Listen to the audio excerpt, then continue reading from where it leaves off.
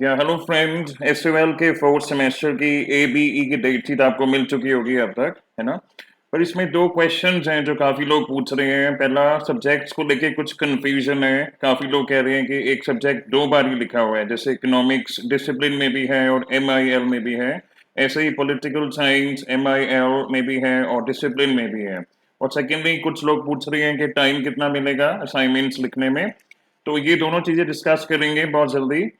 पहली चीज तो ये है कि जिन्होंने इकोनॉमिक्स डिसिप्लिन सब्जेक्ट लिया है, principles of macro economic second, मतलब वो शुरू से लेकर अभी तक 4 सेमेस्टर्स में इकोनॉमिक्स डिसिप्लिन सब्जेक्ट पढ़ते आ रहे हैं, तो उनको 15 जुलाई तक अपना असाइनमेंट सबमिट करना है।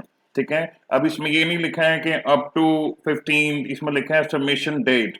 तो मोस्ट प्रोबेबली 15 को ही आपको अपना असाइनमेंट इकोनॉमिक्स का सबमिट करना है। ये सेकेंड इकोनॉमिक्स जो आप देख रहे हैं, जो एमआईएल में है, जो principles of macro economics one है, ऑब्वियसली जिन्होंने मॉडर्न इंडियन लैंग्वेज जैसे हिंदी, पंजाबी, तमिल, उर्दू जिनको नहीं आती है और उन्होंने फर्स्ट सेमेस्टर से ही उसकी बजाय, है ना, इन लीव मीन्स उसकी बजाय उन्होंने इकोनॉमिक्स ली थी, इनको अपना असाइनमेंट जो है 20 जुलाई को सबमिट करना है। पहली चीज तो ये है। और काफी लोग पॉलिटिकल साइंस के बारे में पूछ रहे हैं कि दो जगह लिखा है, तो सेम कंसेप्ट है।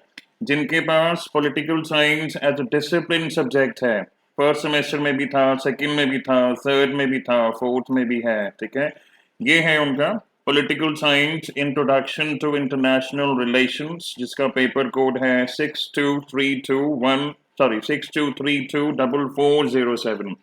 23 जुलाई को ये लोग अपना असाइनमेंट सबमिट करेंगे। इसको जो एमआईएल में पॉलिटिकल साइंस है उससे बिल्कुल कंफ्यूज मत कीजिए। ये मॉडर्न इंडियन लैंग्वेजेस में हमेशा दो सब्जेक्ट ऐसे दिए जाते हैं कि जिन बच्चों को हिंदी, पंजाबी, तमिल, उर्दू नहीं आती, कोई भी ऐसी लैंग्वेज, तो वो इकोनॉमिक्स या पॉलिटिकल साइंस उसकी बजाय ले सकते हैं। तो ऐसा कोई बच्चा हो जिसने political science in leave of MIL लिया हो, तो उनको 28 जुलाई को अपना असाइनमेंट सबमिट करना है। ठीक है। और अब बात करते हैं कि डेट्स जो हैं, आप देखेंगे कि डिसिप्लिन सब्जेक्ट्स की डेट शुरू होती है 15 ऑनवर्ड्स।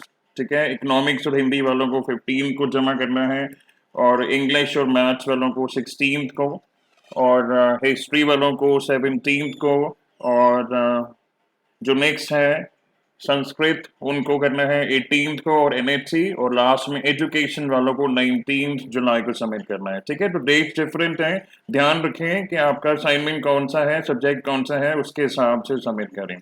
अब देखें, ऐसे ही एमआईएल में डेट सेम है, उसमें कोई प्रॉब्लम नहीं होनी चाहिए। तो आई थिंक फटाफट बात करते हैं कि आपको कितना टाइम लेना चाहिए असाइनमेंट्स बनाने के लिए।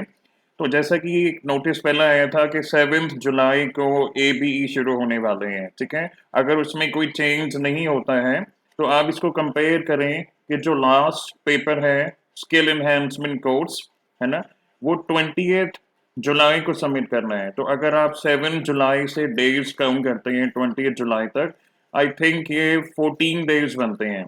अगर आप 7th को भी इंक्लूड करते हैं, 7th आपका फर्स्ट डे है और 8th आपका सेकेंड। तो गाइस, इस हिसाब से आपको अप्रोक्सीमेटली 14 डेज मिलते हैं। मैं उनकी बात कर रहा हूँ जिनके पास स्किल एनहांसमेंट में एजुकेशन सब्जेक्ट है। 20th को उनका, आई थिंक, स्किल एनहांसमेंट उनको सबमिट करना है, एजुकेशन वालों को। ठीक है। तो 14 डेज हैं, 4 पेपर हैं, ऑब्वियसली 3.5 दिन मिलते हैं आपको एक असाइनमेंट लिखने में। और प्रोवाइडेड कि उसमें कोई चेंज नहीं है कि 7th को ही आपके क्वेश्चन पेपर्स आ जाएंगे। अगर उसमें कोई चेंज होता है तो ये कैलकुलेशन आप दोबारा कर सकते हैं। तो ये है कैलकुलेशन कि कितना टाइम आपको मिलेगा। अगर तो 7th को ही जैसे स्केड्यूल्ड है कि क्वेश्चन पेपर्स आ जाने चाहिए, आते हैं और डिले नहीं होते हैं, उस हिसाब से आपको 9-10 जुलाई तक आपको फर्स्ट डिसिप्लिन सब्जेक्ट पूरा कर लेना चाहिए। और इसी ऑर्डर में करें, 3-4 दिनों में एक पेपर पूरा कंप्लीट कर लें। ठीक है। और ऐसे ही 12 या 13 जुलाई तक आपके 2 पेपर हो जाने चाहिए डिसिप्लिन 2, उनको कंप्लीट करके रखें या स्कैन करके रखें। ठीक है। और जब डेट आए तभी उनको सबमिट करें, पहले मत कोशिश करें करने की। और जो थर्ड है मॉडर्न इंडियन लैंग्वेज, वो 16 से लेकर 17 जुलाई तक इन दिनों में आपका हो जाना चाहिए, थर्ड जो असाइनमेंट है। और जो लास्ट है स्किल एनहांसमेंट कोर्स, ये 20 तक डेफिनेटली पूरा कर लें। पर्टिकुलरली जिनके पास एजुकेशन है, reflective learning as skill enhancement course, ठीक है। तो ये मतलब 7 को अगर आप शुरू करेंगे बनाना तो आपको 3-4 दिन एक पेपर में आराम से लग सकते हैं, ठीक है। और ये अगर आप फॉलो करते हैं कि 9-10 तारीख तक आप फर्स्ट डिसिप्लिन कंप्लीट कर लें और 12 से लेकर 13 है ना, 12-13 जुलाई तक सेकंड असाइनमेंट पूरा कर लें, तो आपको 3-4 दिन मिलेंगे एक-एक असाइनमेंट करने में और आप उसको प्रॉपर्ली करके फिनिश करके रख सकते हैं और जब डेट्स आएंगी तो ऑब्वियसली आप सबमिट करेंगे।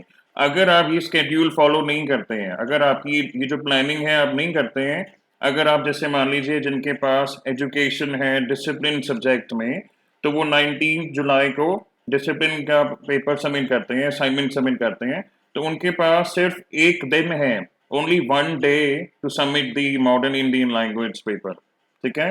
और यही यही नहीं, जिनके पास मान लीजिए एजुकेशन भी है स्किल एनहांसमेंट में, तो एक ही दिन में उनको मॉडर्न इंडियन लैंग्वेज भी करना पड़ेगा और स्किल एनहांसमेंट भी, उनको एजुकेशन वाला पेपर एक ही दिन में 2 असाइनमेंट्स उनको सबमिट करने पड़ेंगे। तो आप खुद जिसको देखिए डेट्स को, और ये बेस्ट कैलकुलेशन है जो आपको मैंने यहाँ पे दिखाई है, प्रोवाइडेड कि कोई स्केड्यूल में चेंज नहीं होता है, 7 जुलाई को ही आपके क्वेश्चन पेपर्स आते हैं। आप 3 साढ़े दिन में या 3-4 दिनों में एक असाइनमेंट पूरा कर लें, ठीक है।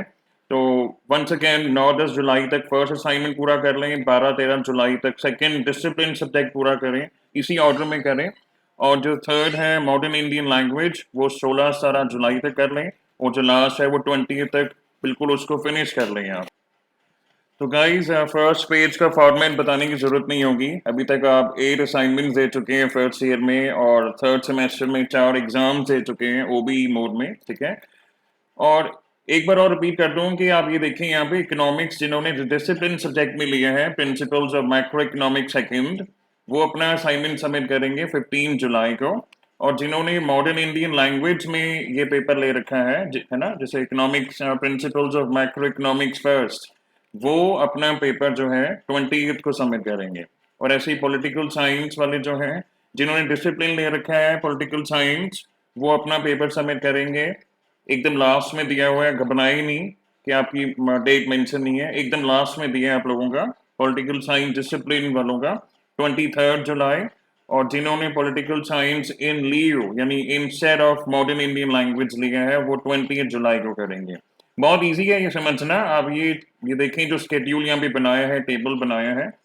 तो एक बात और है कि जब आप ये असाइनमेंट्स करेंगे तो मेक श्योर कि आप एग्जैक्टली बुकिश लैंग्वेज ना लिखें, कहीं से इंटरनेट से कॉपी मत करें, क्योंकि टीचर्स को इतना आइडिया होता है, चेकिंग का इतना एक्सपीरियंस होता है एग्जामिनर्स को, वो पता लगा सकते हैं कि आपने डिट्टो कहीं से कॉपी किया है या थोड़ा अपनी लैंग्वेज में भी लिखा है।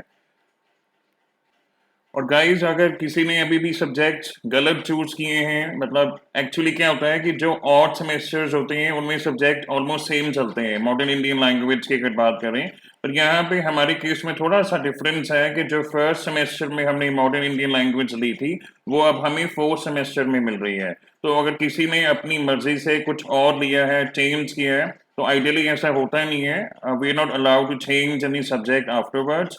तो अभी भी ये फॉर्म जो है ओपन है, आप इसको मॉडिफाई कर सकते हैं, 7 जुलाई तक आप अपने सब्जेक्ट्स चूज कर सकते हैं। तो यही है कि कईयों ने मॉडर्न इंडियन लैंग्वेज में ना चेंज किया है, पहले हिंदी ए ली थी, अब उन्होंने हिंदी बी कर ली है कि वो सोचते हैं कि पेपर इजी होगा। तो आई थिंक ऐसा अलाउड नहीं होता, जो पहले लिया था सब्जेक्ट एग्जैक्टली वही सब्जेक्ट आपको इस बार लेना है। तो अभी भी चेंजेस अलाउड है, आप कर सकते हैं, ठीक है।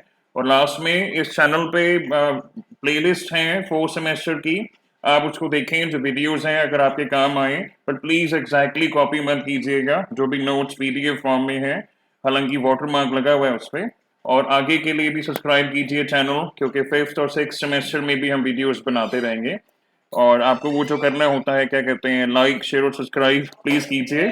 And thanks for watching.